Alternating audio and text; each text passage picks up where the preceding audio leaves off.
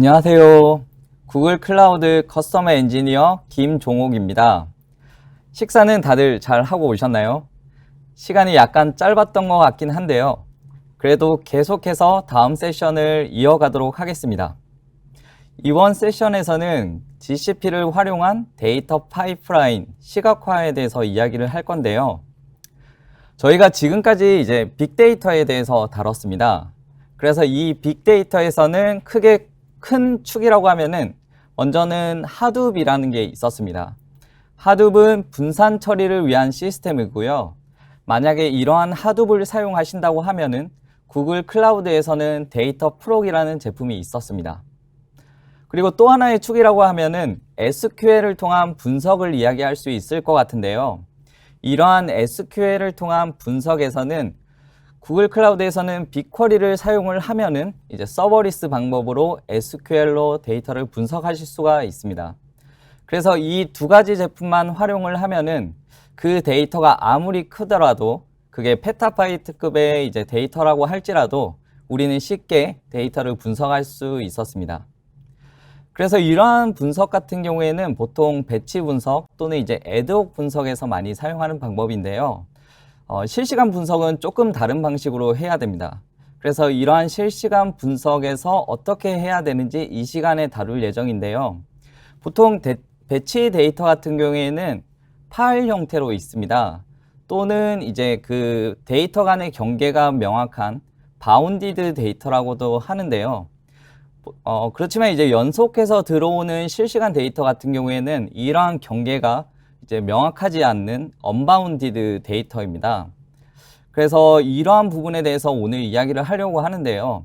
GCP에서는 이것을 돕기 위해서 크게 데이터 플로우와 펍섭이 있습니다. 펍섭 같은 경우에는 모든 시스템에서 데이터를 수집하는, 모아주는 역할을 하고요. 이렇게 모아지는 데이터 같은 경우에는 데이터 플로우에서 이제 가공을 하고 저장을 하게 됩니다. 이제 먼저 이제 빅데이터를 다루기 위해서는 많은 데이터 엔지니어들이 이제 파이프라인을 구축하고 관리를 하고 있는데요. 그리고 또 많은 분석가들이 이러한 데이터를 분석을 하고 있습니다. 하지만 많은 분들이 이제 이러한 빅데이터 분석에서 어려움을 겪고 계실 텐데요. 이제 빅데이터 분석을 할 경우에 이제 직면하게 되는 좀 먼저 어려움에 대해서 한번 살펴보도록 하겠습니다. 사실 빅데이터를 처리하는 것은 굉장히 어렵습니다.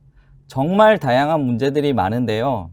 일단은 이제 다양한 소스의 데이터들이 있습니다. 예를 들면 이제 전통적인 관계형 데이터베이스인 뭐 MySQL 이런 데이터도 있을 거고요. 그리고 뭐 텍스트나 CSV, JSON과 같은 파일 형태도 데이터가 있습니다. 그리고 IoT 시스템 많이들 있는데 이제 IoT에서는 여러 센서들에서 다양한 형식에서 데이터가 들어오고 있고요. 그리고 이미지나 동영상과 같은 데이터도 있습니다. 이런 다양한 형태의 데이터를 이제 분석하기 위해서는 여러 변환을 해야 되는데 이러한 과정이 정말 쉽지가 않고요. 그리고 빅데이터에서는 데이터 사이즈도 정말 큽니다. 데이터가 작을 때는 이제 간단한 로직을 적용하는 것도 정말 쉽게 할 수 있었는데요. 데이터 사이즈가 기가바이트, 테라바이트, 페타바이트까지 넘어가게 되면은 작은 수정이라고 할지라도 이제 그 변경에 대한 데이터 변환에 대한 시간이 오래 걸리는 경우가 많습니다. 그리고 또 하나 이제 속도를 이야기할 수 있을 것 같은데요.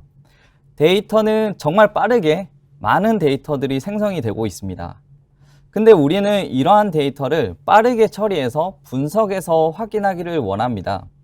예를 들면은 이제 실시간으로 이제 마케팅을 하게 되면은 이러한 마케팅 결과를 빠르게 확인하고 싶어 하고요. 그리고 새로운 기능이 추가됐거나 새로운 피처가 추가됐을 때 이거에 대한 결과가 어떻게 바뀌는지를 좀 빠르게 확인하고 싶어 합니다. 네, 그래서 이러한 실시간 데이터 분석이 점점 더 중요해지고 있는 추세이고요. 그래서 이러한 실시간 분석뿐만 아니라 이러한 빅데이터 분석에서는 많은 어려움을 가지고 있습니다. 그래서 오늘 이 시간에는 어떻게 실시간 데이터 파이프라인을 만들고 분석할 수 있는지 좀 이야기를 하도록 하겠습니다. 데이터도 정말 큰데 이 데이터는 다양한 소스에서 들어오고 있습니다.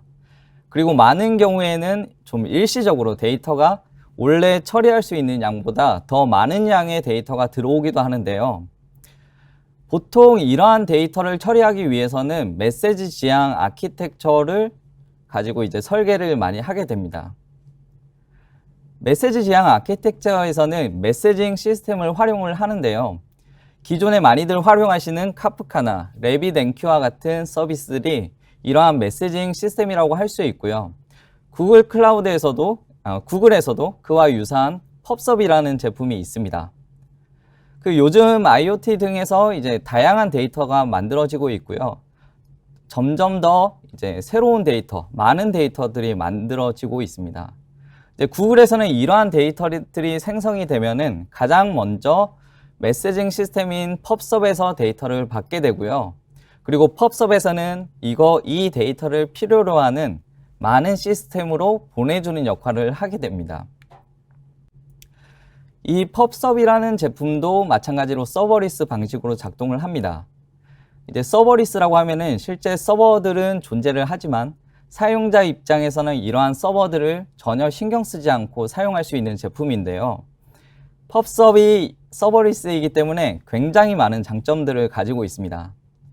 그 이유는 예를 들어서 이제 메시징 시스템을 온프렘에 구축하게 된다고 하면은 구축에도 많은 시간이 걸리게 되고요.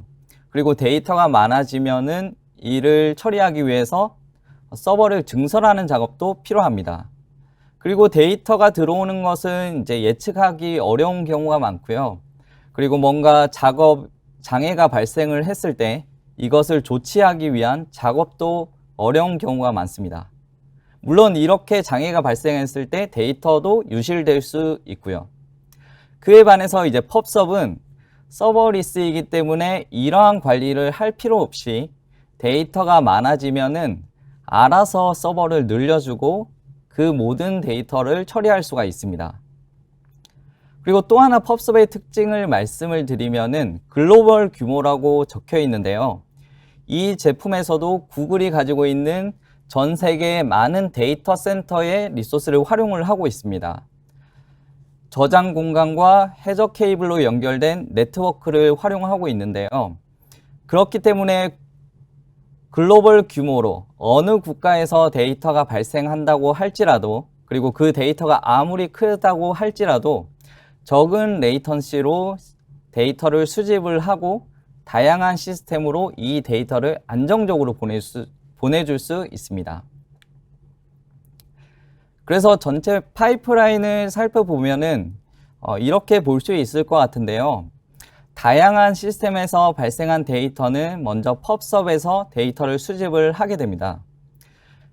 그래서 이것을 이제 데이터 플로우에서 처리를 하게 되고요. 근데 원천 데이터는 이제 보통 문제가 많아서 바로 처리하기가 어려운 경우가 많습니다. 데이터 형식이 여러 가지일 수도 있고요. 그리고 잘못된 데이터도 생성될 수도 있고, 특히 시간 관련해서 데이터에 문제가 많은 경우가 많은데 시간의 형식도 다 다른 경우가 많아서 이를 변환해 주는 작업도 필요하고요. 그리고 이제 그 서버마다 시간을 측정하기 위해서 시계를 가지고 있는데 그 시계가 정확하지 않는 경우도 많습니다. 이제 그러한 경우에는 데이터가 이제 흘러가는 그 과정이 순서가 바뀌는 경우도 이제 문제가 될 수가 있습니다. 그래서 잘 정리해서 가공하는 이러한 데이터 처리 단계가 필요하고요. 그 데이터 처리를 하는 역할을 데이터 플로우에서 하게 됩니다. 데이터 플로우는 실시간 데이터를 처리할 수 있고요. 물론 배치 데이터의 데이터도 처리할 수 있는 제품입니다. 이렇게 처리된 데이터는 분석을 위해서 저장을 하게 되는데요. 전 세션에서 설명한 빅쿼리나 클라우드 스토리지, 그리고 다양한 데이터 스토어에 데이터를 저장을 할 수가 있습니다. 만약에 이 데이터를 빅쿼리에 저장을 했다고 하면은 SQL로 데이터를 분석할 수가 있습니다. 또 이렇게 잘 정리된 데이터를 실시간으로 시각화해 보고 싶다면은 여러 이제 비주얼라이제이션 툴들을 활용할 수가 있는데요. 태블로나 클릭큐 같이 시장에서 알려진 제품을 사용하실 수 있고요. 구글 클라우드에서는 루커라는 제품이 있습니다. 그리고 구글의 이제 클라우드 제품은 아니지만 구글에서 서비스하고 있는 데이터 스튜디오와 같은 제품도 있는데요. 이 시간에는 그 데이터 스튜디오까지 좀 간단히 살펴보도록 하겠습니다. 그래서 펍석과 데이터 플로우, 데이터 스튜디오에 대해서 오늘 설명할 예정인데, 펍석은 이 중에서도 이제 실시간 데이터를 수집하는 가장 앞단에 있다고 보시면 될 것 같습니다. 메시지를 수집을 한다고 하면은 크게 두 가지 방법을 생각해 볼 수 있는데요. 하나는 데이터를 직접 전달하는 방식입니다. 그래서 이러한 방식에서는 이제 보통 타이틀리 커플드 시스템이라고 하고요. 이러한 경우에는 보통 여러 가지 문제가 발생을 하고 있기 때문에 적합하지 않은 방식입니다. 데이터가 조금만 커져도 처리가 어려운 경우가 발생을 할 수가 있고요. 그리고 데이터를 생성하는 시스템이 이제 많아지게 될 경우에 그런 것들이 이제 문제가 될 수도 있습니다. 그리고 데이터를 수집하는 시스템에도 이제 많아졌을 경우에 문제가 발생을 할 수가 있고요. 그 중에 이제 시스템 중에 하나에서 문제가 발생을 한다고 하면은 그 문제가 다른 시스템에도 영향이 전해질 수도 있습니다. 그래서 우리는 이제 루즐리 커플드 시스템을 지향을 하게 되는데요. 한 시스템의 장애가 발생을 하더라도 이 시스템의 장애가 다른 시스템에 영향을 주는 것을 막을 수가 있습니다. 그렇기 때문에 이제 장애로 인해서 데이터가 유실되는 것도 막을 수가 있습니다. 보통 이제 데이터를 만드는 곳을 퍼블리셔라고 하는데요. 이렇게 퍼블리셔에서 생성한 데이터들을 모두 메시지 버스라고 하는 곳으로 이제 모을 수가 있습니다. 이 과정에서 이제 메시지 버스는 모든 데이터를 다 받을 수가 있고요. 데이터를 사용하는 시스템, 이 데이터를 필요로 하는 모든 시스템으로 중간에서 보내주는 역할을 하게 됩니다. 이때 이 데이터를 처리할 수 있는 양만 조절해서 보내줄 수가 있기 때문에 그 장애가 없이 안전하게 데이터를 보내줄 수가 있고요. 그리고 또 한 시스템에 발생한 장애가 다른 시스템으로 영향이 가는 것을 줄일 수가 있습니다. 그래서 여기까지 설명을 드리면은 아마도 많은 분들이 두 가지 염려를 가지고 계실 수도 있으실 것 같은데요. 첫 번째는 메시지 버스가 죽으면 어떻게 할까라는 생각입니다. 네, 이러한 방식에는 이 메시지 버스는 굉장히 중요하고요. 절대 죽으면 안 되는 안정적인 시스템이어야 합니다. 두 번째는 이제 메시지 버스는 굉장히 커야겠다라는 생각인데요. 맞습니다. 이 메시지 버스는 굉장히 커야 되고요. 그래서 모든 데이터를 다 받을 수가 있어야 됩니다. 만약에 이 메시지 버스가 작게 되면은 여러 가지 문제가 발생을 할 수도 있습니다. 그래서 이 루즐리 커플드 시스템에서는 이 메시지 버스를 사용을 한다고 하면은 이 메시지 버스는 절대 죽으면 안 되는 안정적인 시스템이어야 하고요. 그리고 모든 데이터를 다 수용할 수 있는 제품이어야 됩니다. 그래서 굉장히 커야 됩니다. 만약에 이 메시지 버스가 안전하지 않고 작다면은 오히려 더 큰 문제가 발생할 수도 있습니다. 그래서 펍섭은 굉장히 안정적인 제품이고요. 그리고 굉장히 큽니다. 구글에서는 많은 서비스들이 있는데 그 모든 서비스에서 대부분 이 펍섭을 사용을 하고 있고요. 정말 오랫동안 안정적으로 운영을 하고 있습니다. 또 구글의 데이터 센터들의 많은 리소스를 사용할 수가 있기 때문에 굉장히 크게 글로벌 규모로 사용할 수가 있습니다. 그래서 이 구글 펍섭을 사용을 하게 되면은 굉장히 안정적으로 서비스를 운영할 수도 있고요. 큰 규모의 캐퍼시티를 확보하실 수도 있습니다. 또 하나의 장점이라고 하면은 서버리스인데요. 그 말은 운영에 대한 리소스가 거의 불필요하다는 의미입니다. 실시간 처리에서는 이 부분이 매우 중요한데요. 만약 실시간 데이터 처리가 필요한 곳에서 메시지 큐가 죽게 되면은 바로 이것을 조치를 해야 되고 원인도 파악을 해야 되고 서버를 늘려주거나 디스크 공간을 확보해 주거나 이런 작업들이 필요합니다. 근데 이러한 장애들은 업무 시간에만 발생을 하는 게 아니죠. 그 한밤중에도 발생을 할 수가 있고요. 그리고 주말에도 발생을 할 수가 있습니다. 그렇지만 이 서버리스 제품의 경우에는 그런 운영에 대한 리소스를 최소화할 수가 있습니다. 그리고 이 펍서반을 자세히 보시면은 토픽과 서브스크립션으로 구성이 되어 있는데요. 토픽에는 이제 하나의 주제로 데이터가 저장되는 공간으로 보시면 될 것 같습니다. 예를 들어서 유저 데이터라고 하면은 이 유저 토픽에는 다양한 시스템으로부터 유저 정보가 모아지게 되고요. 그리고 이 유저 정보를 필요로 하는 다양한 시스템에서는 서브스크립션을 통해서 필요할 때 데이터를 가져갈 수가 있습니다.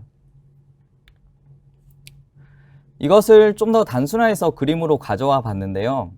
예를 들어서 인사관리 메시징 시스템이라고 하면은 모든 직원들의 정보를 일단 펍서브로 모아서 저장을 하게 되고요. 이 직원들의 정보를 필요로 하는 곳으로 이제 펍서브에서 보내주게 됩니다.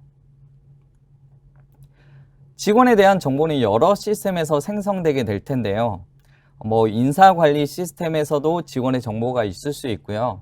또 회사 내에는 다양한 협력업체 직원들이 있는 경우도 많은데 이런 협력업체 직원들을 관리하는 시스템도 있을 수 있습니다. 그래서 이러한 시스템에서 이제 펍서브로 최신의 직원들의 정보를 보내주게 되고요. 이렇게 펍서브로 모아진 모든 직원들의 최신 정보는 이를 필요로 하는 다양한 시스템으로 보내주게 됩니다. 예를 들어서 디렉토리 서비스나 시설 관리 시스템, 또 새로운 계정이 생성되면은 이제 그것을 계정을 프로비저닝 하는 시스템도 필요할 테고요. 그리고 이제 직원들이 오피스를 출입하기 위해서 배지를 활성화해주는 그런 시스템이 필요할 겁니다. 이 모든 시스템에서 이제 직원 정보가 필요할 때는 이제 펍서브에서 데이터를 보내주게 됩니다. 이 경우에는 당연히 시스템 간에 루즐리 커플이 되어 있기 때문에 한 곳에 장애가 발생을 하더라도 그 시스템의 장애가 다른 시스템으로 퍼지는 것을 막을 수가 있고요. 그리고 장애로 인해서 데이터가 유실되는 것도 막을 수가 있습니다. 네, 지금까지 펍서브를 이용해서 데이터를 안정적으로 가져왔습니다. 그러나 저희가 가져온 데이터는 보통 깨끗하지가 않습니다. 그래서 이러한 경우에는 형식도 다른 경우도 많고 심지어 잘못된 경우가 많은데요. 이러한 데이터를 분석하기 위해서는 분석을 위한 형식으로 데이터를 변환해주는 그런 ETL 작업이 필요합니다. 이러한 ETL 작업을 할 수 있는 방법은 여러 가지가 있는데요. 예를 들어서 데이터 프록도 있고요. 그리고 오전에 이야기했던 빅쿼리를 통해서도 이러한 데이터를 처리할 수가 있습니다. 그렇지만 이번 시간에는 저희가 추천해주는 방법은 데이터 플로우를 이용하는 방식을 추천을 드리는데요.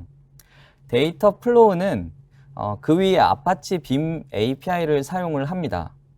아파치 빔 API는 이러한 데이터 처리를 위해서 구글의 엔지니어들이 개발을 했고 그리고 오픈소스화한 제품인데요.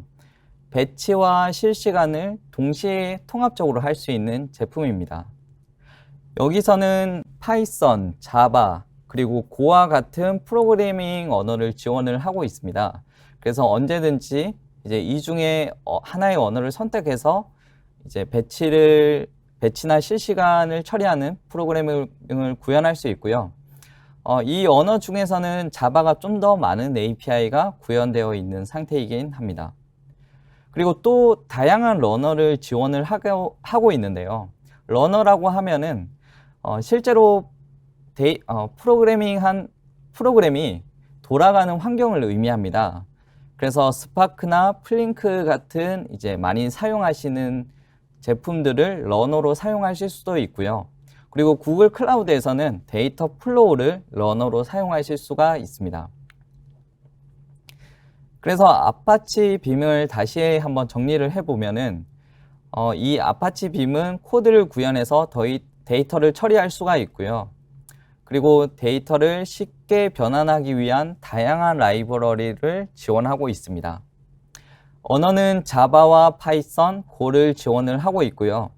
그리고 다양한 러너, 스파크, 플링크, 데이터 플로우와 같은 제품을 러너로 사용할 수가 있습니다.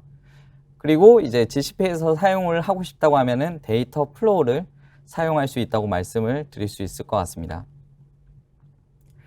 네, 데이터 플로우는 GUI는 지원을 하고 있진 않는데요. 그래서 만약에 이 데이터 처리를 하려고 하면은 직접 코드를 작성하셔야 됩니다. 그래서 프로그래밍을 어느 정도 할 수 있어야 되고요. 만약에 코드로 직접 프로그래밍을 하기 어렵지만 데이터 플로우를 사용하고 싶다. 이런 경우에는 구글 클라우드의 데이터 프랩이라는 제품도 있습니다.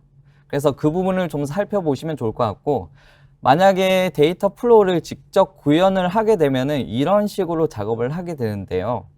가장 먼저 입력하는 부분을 정의를 해야 됩니다. 그래서 어디서 데이터를 올지, 예를 들어서 그게 스토리일지 다른 저장소일지 이런 부분을 정의를 해줘야 되고요. 그 이후에는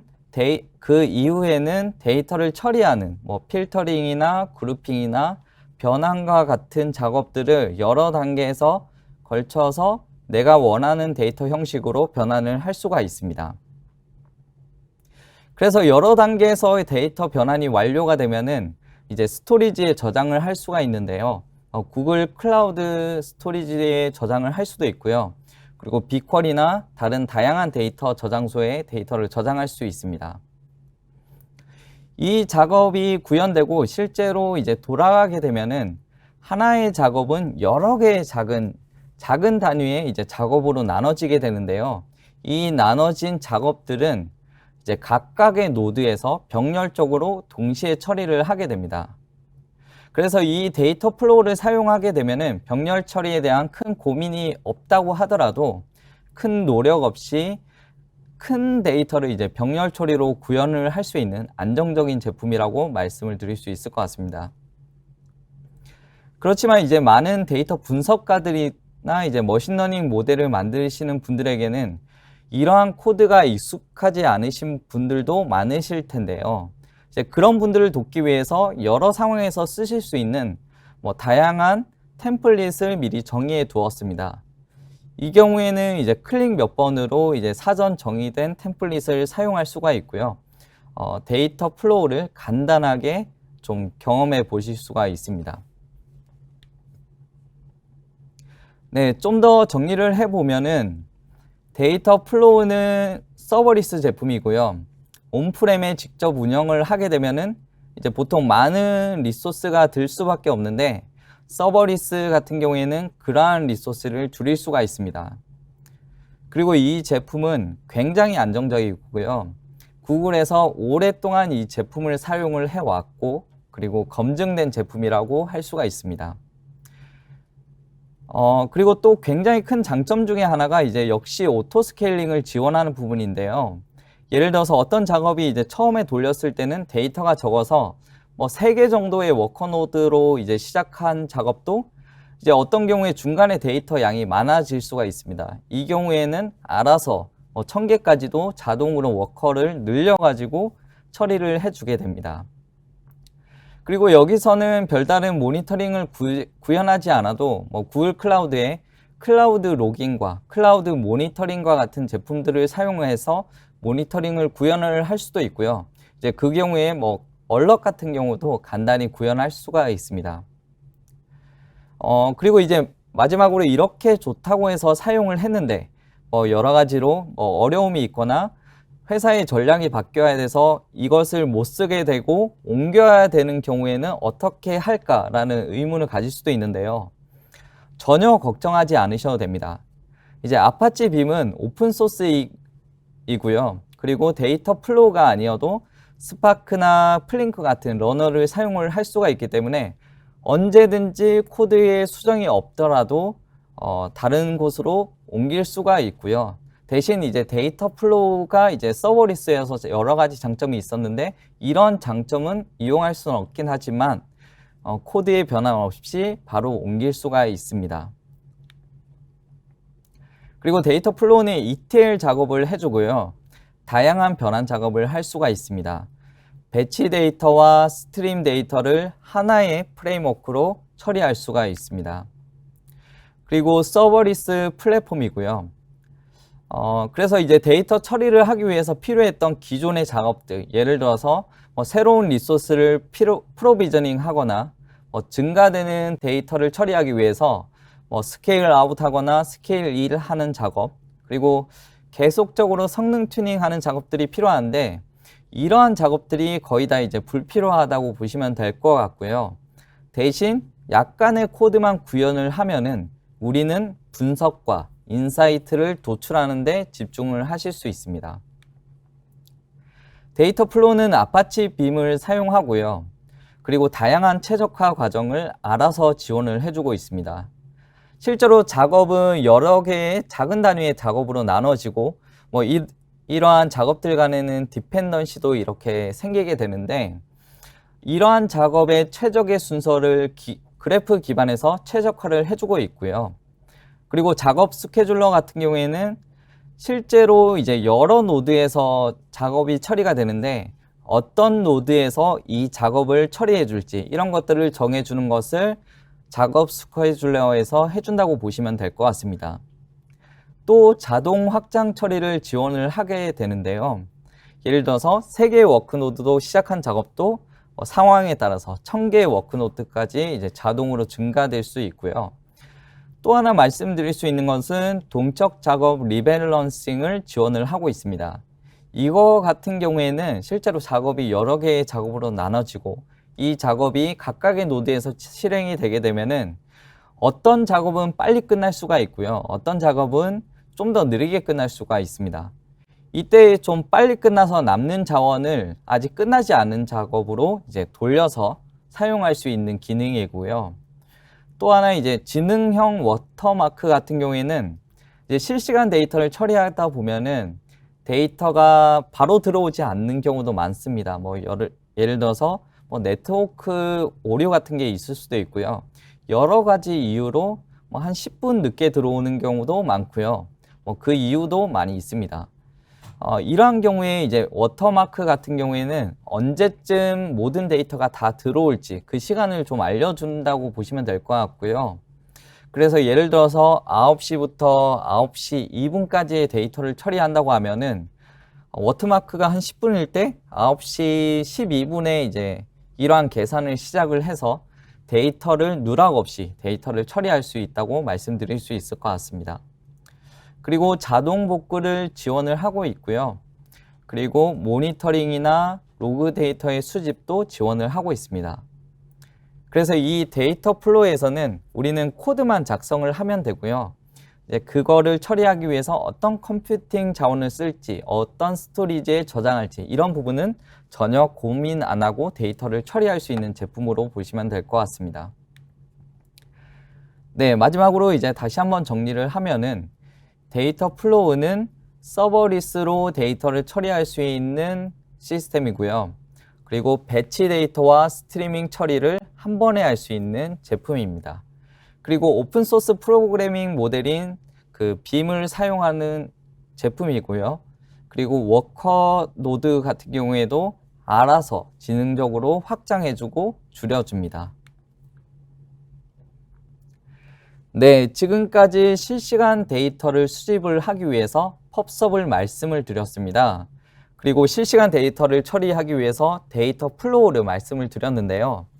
그래서 이 펍섭과 데이터 플로우를 잘 활용을 하게 되면은 다양한 소스에서 아무리 큰 데이터가 들어온다고 할지라도 우리는 깔끔하게 정리된 데이터로 빅쿼리나 다른 스토리지에 저장할 수 있었습니다. 그래서 빅쿼리까지 들어온 데이터 같은 경우에는 전 세션에 이야기한 것처럼 쿼리로 쉽게 데이터를 분석할 수도 있고요. 그리고 또 이러한 데이터를 좀 시각화해서 실시간으로 분석해 보거나 이제 대시보드를 구성을 해서 데이터를 살펴보고 인사이트를 얻을 수가 있습니다. 그래서 이러한 시각화에서는 구글 클라우드에서는 루커라는 제품이 있고요. 그리고 이 시간에는 좀 더 간단하고 쉽게 해볼 수 있는 데이터 스튜디오를 가지고 좀 더 설명을 이어가도록 하겠습니다. 네, 빅쿼리에서 데이터를 조회하게 되면은 이런 식의 화면에서 쿼리를 할 수 있고요. 조회된 결과는 아래처럼 테이블 형식으로 데이터가 조회되게 됩니다. 그래서 이 데이터를 내가 필요하다고 하면은 언제든지 로컬에 다운로드 할 수가 있고요. 그리고 그 외에 이제 구글 클라우드 스토리지에 뭐 저장하는 것도 물론 가능합니다. 그리고 많이 사용하시는 뭐 시트, 구글 시트 같은 데서도 연동을 해서 더 살펴볼 수도 있고요. 또 하나 여기서 이제 말씀드릴 수 있는 게 Explore in 데이터 스튜디오 버튼이 있는데 이것을 클릭을 하면은 데이터 스튜디오에서 다양한 방법으로 시각화해서 보실 수가 있습니다. 그래서 여기서는 컬럼을 쉽게 추가하거나 빼는 작업들을 할 수가 있고요. 그리고 뭐 데이터를 필터링해서 본다 이런 것들을 쉽게 구현할 수 있다고 보시면 될 것 같습니다. 네, 데이터 스튜디오에서는 이제 분석한 결과를 모아서 이렇게 대시보드를 구성할 수가 있는데요. 이렇게 대시보드를 이제 구성을 하게 되면은 분석한 결과를 쉽게 공유도 할 수 있고요. 그리고 이 대시보드 자체를 여러 사람들이 같이 작업하면서 개선해 나갈 수도 있습니다. 그리고 이러한 대시보드 같은 경우에는 실제 저장되는 거는 구글 드라이브의 파일처럼 이제 저장이 되고요. 그래서 이 파일을 그러니까 대시보드를 공유했다고 하더라도 뭐 데이터가 저장되어 있는 공간, 예를 들어서 빅쿼리 같은 이제 데이터가 그 데이터가 직접 공유되는 것은 아닙니다. 그래서 이제 같은 대시보드를 본다고 할지라도 뭐 빅쿼리를 사용을 하게 되면은 빅쿼리에 대한 데이터 접근 권한에 따라서 이제 접근 가능한 데이터만 이제 보이게 됩니다. 그래서 이 데이터 스튜디오를 사용하게 되면은 이제 인사이트를 쉽게 공유할 수 있고요. 그리고 데이터에 대한 접근 권한도 쉽게 컨트롤하면서 대시보드를 구현할 수가 있습니다. 그리고 이러한 대시보드는 기존에 만약에 경험해 보지 않으셨다고 하면은 처음부터 깔끔하게 만드는 것은 좀 어려울 수도 있습니다. 그렇지만 이제 참고하실 수 있는 많은 템플릿을 지원을 하고 있는데요. 예를 들어서 구글 클라우드를 사용을 하고 있다고 하면은 이러한 구글 클라우드가 어느 정도 사용되고 있는지 그리고 그 비용이 어느 정도인지 이런 것들은 좀 많이 찾으시는 그런 대시보드 중에 하나입니다. 그래서 이러한 대시보드를 포함해서 많은 템플릿들이 이미 정의가 되어 있고요. 그런 것들을 이제 직접 이용할 수도 있고 또 회사 내에서 자체적인 템플릿을 만들어서 쉽게 공유할 수도 있습니다. 그래서 빅쿼리에서는 빅쿼리에서 데이터 스튜디오로 이제 연결할 수도 있는데 또 데이터 스튜디오 자체에서도 이제 자체적인 홈페이지를 가지고 있습니다. 그래서 그 사이트에 들어가서 내가 만든 대시보드나 공유받은 대시보드 리스트들을 볼 수가 있고요. 그리고 여기서 새로운 대시보드를 만들거나 템플릿을 찾아서 이제 적용해 볼 수가 있습니다. 이제 대시보드를 공유받았다고 해도 데이터를 접근하는 권한을 공유받은 것은 아닌데요. 각 데이터에 접근할 수 있도록 여기서는 데이터 소스를 가지고 있습니다. 그래서 이 데이터 소스를 공유하거나 권한 관리를 할 수가 있고요. 만약에 내가 공유받은 데이터 소스가 있다고 하면은 이 데이터 소스를 가지고 새로운 대시보드를 구성할 수도 있습니다. 그리고 여기서는 빅쿼리뿐만 아니라 GA, MySQL과 같은 관계형 데이터베이스도 지원을 하고 있고요. 뭐 구글 시트나 다양한 데이터 저장소의 데이터와도 연결을 할 수가 있습니다. 그리고 많이 사용하시는 구글 제품 중에 뭐 구글 GA 같은 제품이나 그리고 구글 에즈 같은 제품과도 쉽게 연동해서 여러 데이터를 동시에 사용하면서 대시보드를 구현할 수도 있습니다. 실제로 이제 그래프를 추가를 하게 된다고 하면은 가장 먼저 데이터 소스를 이 데이터 스튜디오에 연결해 주는 작업을 하게 되고요.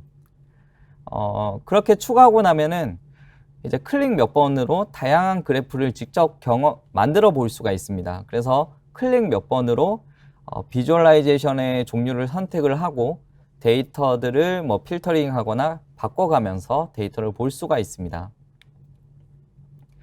그리고 보고서의 이름은 이렇게 화면 좌측 상단에서 언제든지 수정할 수 있고요. 이렇게 모든 수정이 끝나면은 이제 마지막에는 뷰 모드를 클릭해서 수정 모드가 아닌 실제 대시보드 화면에서 데이터를 볼 수가 있습니다. 그래서 이렇게 스크린 캡처된 이미지로 짧게 설명을 드렸는데 실제 화면을 가지고 한 번 더 데이터 스튜디오를 좀 더 살펴보도록 하겠습니다. 그럼 데모를 좀 보시도록 하겠습니다. 여기는 구글 사이트인데요. 구글 사이트에서 이제 구글의 다양한 서비스들을 살펴볼 수가 있습니다. 여기서 아래 버튼을 누르게 되면은 구글의 전체 서비스들을 볼 수가 있고요. 뭐 검색이라든지 지도, 번역, 크롬, 그리고 유튜브 이러한 모든 제품들을 이제 여기서 보실 수가 있습니다. 그리고 아래로 내려보시면 비즈니스용의 저희가 지금까지 이야기했던 구글 클라우드도 있고요. 그 아래쪽에서는 데이터 스튜디오가 있습니다. 네, 그래서 이것을 클릭을 하게 되면은 데이터 스튜디오 화면에서는 내가 공유받은 대시보드를 다 볼 수가 있고요. 직접 만들어 볼 수도 있습니다. 그래서 새 보고서를 클릭을 하게 되면은 가장 먼저 데이터를 연결해 주는 작업을 하게 되고요. 여기서는 다양한 데이터 소스와 연결을 할 수가 있습니다. GA나 빅쿼리 같은 데이터와도 연결을 할 수가 있고요. 그리고 그 외에 다양한 파트너에서 만들고 있는 그러한 데이터들도 이제 다양하게 지원이 되고 있고 계속적으로 추가되고 있습니다. 그리고 여기서는 이제 다양한 템플릿들을 바로 보실 수가 있는데 이제 전체 템플릿들을 선택을 해서 다른 템플릿의 종류가 어떤 것들이 있는지 살펴보실 수가 있고요. 그 중에 하나를 선택을 해보면 여기서는 이제 머천다이즈 스토어, 이제 웹사이트에서 사용하는 템플릿 하나를 가져왔는데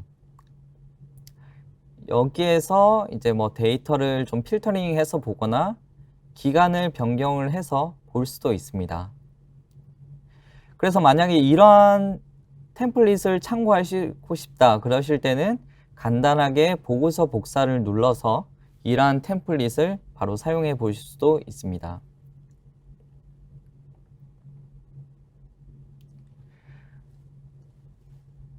네, 지금까지 이제 데이터 스튜디오를 말씀드렸는데 말씀드렸듯이 이 데이터 스튜디오는 구글 클라우드 밖에 있기 때문에 구글 드라이브에 리포트를 저장을 하고 구글 드라이브에서 파일처럼 공유를 할 수가 있습니다. 그리고 이 리포트를 공유했다고 하더라도 데이터 소스까지 공유되는 것은 아니고요. 그래서 만약에 필요하다고 하면은 리포트뿐만 아니라 별도로 이 데이터 소스까지 공유해 줄 수 있습니다. 그래서 지금까지 이제 살펴봤던 것을 아키텍처로 그려보면 이렇게 되는데요. 일단 먼저 다양한 서버에서 이제 데이터가 만들어지고 이러한 데이터는 클라우드 펍섭을 이용해서 데이터를 수집을 할 수가 있었습니다. 그리고 배치와 실시간 데이터를 분석하기 위해서 데이터 플로우를 이용해서 깨끗하게 가공을 했었습니다. 그리고 가공된 데이터는 빅쿼리에 저장을 하고 이 데이터를 쿼리로 분석을 할 수도 있고요.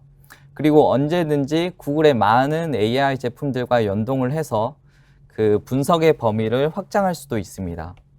그리고 다양한 BI 툴과도 연동해서 시각화된 데이터에서 인사이트를 얻을 수도 있고요. 구글 클라우드에는 루커라는 제품도 있었고 그리고 오늘 살펴봤던 구글의 데이터 스튜디오라는 제품도 있었습니다.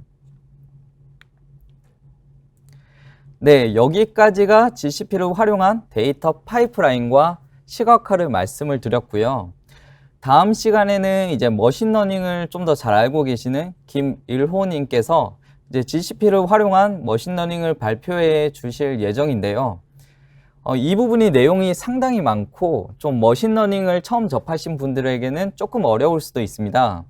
그래서 그 전에 한 5분에서 10분 정도 간단히 머신러닝의 개념 정도만 설명을 드리고 가도록 하겠습니다. 네, 머신러닝은 말 그대로 머신이 스스로 러닝을 하는 건데요. 크게는 두 가지 단계로 나눌 수가 있습니다. 하나는 학습이고요. 또 하나는 예측의 단계입니다. 보통 학습을 통해서 이제 모델이라는 것을 만들게 되고요. 이렇게 학습한 모델을 활용해서 이제 예측해서 사용을 하게 됩니다. 그래서 그 첫 단계인 학습을 살펴보면은 이 단계에서는 머신에게 계속적으로 알려주는 단계입니다. 그래서 고양이를 예측하는 모델을 만든다고 하면은 다양한 고양이 사진을 이제 계속적으로 보여주면서 이것은 고양이다라고 머신에게 알려주게 되고요. 그런 과정을 하게 되면은 머신은 자체적으로 이렇게 여러 개의 네모와 동그라미가 있는데 이런 모양들을 자체적으로 만들고 있습니다. 그 안에 동그라미는 텐서라고 할 수 있는데 그 텐서가 점점 더 정확해진다고 보면 될 것 같고요. 이 네모는 하나의 행렬로 이해하실 수도 있습니다. 그래서 행렬 안에는 여러 개의 숫자들이 있고 그 숫자들은 보통 가중치라고 하는데 이제 머신러닝을 학습을 하게 되면은 이러한 가중치가 점점 더 정확해진다고 보시면 될 것 같습니다. 보통 이 학습의 단계는 굉장히 오래 걸립니다. 이게 한 번만에 좋은 결과가 나오지 않을 때도 많고요. 만약에 그 결과가 좋지 않다고 하면은 파라미터를 계속 변경해 보는 작업, 그런 하이퍼 파라미터 튜닝을 하거나 피처를 계속 변경해 보는 작업, 그 피처 엔지니어링 같은 작업들이 필요합니다. 그리고 시간도 정말 오래 걸릴 때도 많은데요. 하루나 이틀, 그 이상 며칠이 걸릴 때도 이제 많이 있습니다. 그렇게 해서 이제 모델을 만들게 되면은 이번에는 예측을 하는 단계인데요. 예측의 단계에서는 간단하게 바로 사용을 해볼 수가 있습니다. 모델을 가지고 예를 들어서 고양이를 예측하는 모델을 사용을 하게 되면은 어떤 사진인지 알려주지 않고 사진만 보여줬을 때 이 머신에서 자체적으로 이게 고양이다 이렇게 답을 알려주게 됩니다. 이렇게 해서 간단하게 머신러닝의 학습과 예측의 단계를 설명을 드렸고요. 좀 더 자세한 내용은 데모를 통해서 보여드릴 수 있을 것 같은데요. 텐서플로우 플레이그라운드 사이트를 가지고 좀 더 설명을 이어가도록 하겠습니다. 여기서는 머신러닝을 시각화해서 볼 수 있는 사이트이고요. 여러분들도 쉽게 들어가서 이것저것 사용해 보실 수가 있습니다. 그럼 데모를 같이 살펴보도록 하겠습니다. 네, 여기가 이제 텐서플로우 플레이그라운드 사이트인데요. 여기서는 이제 머신러닝을 시각화해서 보실 수가 있습니다. 먼저 이제 데이터 유형을 선택을 하게 되면은 이렇게 주황색과 파란색이 분리되어 있는 데이터가 있습니다. 우리는 이 데이터를 나누어 주는 이렇게 클러스터링 하는 모델을 만들 건데요. 여기서는 두 가지 변수를 썼습니다. 두 가지 피처를 사용했습니다. 하나는 가로의 데이터를 나눠주고 하나는 세로의 데이터를 나눠주는 피처를 사용을 했습니다. 그러면 이제 학습을 해보겠습니다. 네, 오른쪽의 결과를 보시면은 두 개의 데이터가 정확히 나눠지는 모델이 이제 학습되는 것을 볼 수가 있습니다. 좀 더 다른 유형도 한번 살펴보겠는데요. 네, 이 원의 형식에서는 학습이 이루어지지 않는 것 같습니다. 이때 해볼 수 있는 게 피처를 추가하는 피처 엔지니어링이라는 작업을 해볼 수가 있는데요.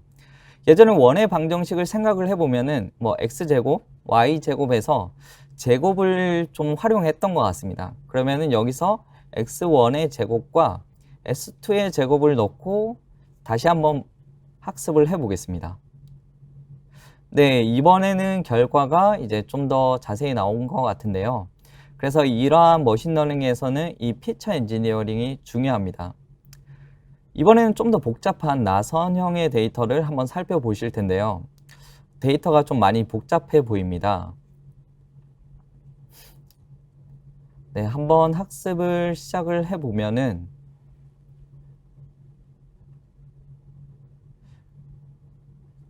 네, 이번에는 학습이 이루어지지 않은 것 같은데 좀 피처를 좀 더 추가해 보겠습니다. 네, 그래도 이제 학습이 이루어지지 않는데요. 이때는 이제 피처 엔지니어링, 피처를 바꿔서는 안 되는 것 같습니다. 이때 해볼 수 있는 게 레이어를 추가해 보는 건데요. 레이어를 추가하고 그 레이어 안에 뉴런의 개수를 변경해 볼 수가 있습니다. 다시 한번 돌려보면은, 네, 이번에는 좀 더 이제 모델이 좀 더 만들어지는 것 같지만 이제 정확하지는 않는 것 같습니다. 그래서 이렇게 레이어를 추가하고 이제 뉴런을 추가하는 것을 이제 하이퍼 파라미터 튜닝이라고 하고요. 좀 몇 개 더 변경을 해보고 또 돌릴 수 있을 것 같습니다. 그래서 이제 이러한 것을 이제 뉴럴 네트워크라고 하고요. 그리고 여러 개의 레이어가 깊다고 해서 이것을 딥러닝이라고 합니다. 그래서 이 딥러닝에서는 피처 엔지니어링도 중요하고요. 그리고 하이퍼 파라미터 튜닝이 매우 중요한 작업입니다. 그래서 이러한 작업이 이제 하게 된다고 해서 한 번만에 그 데이터가 정확하게 나오는 모델을 만들 수 있는 것은 아니고요.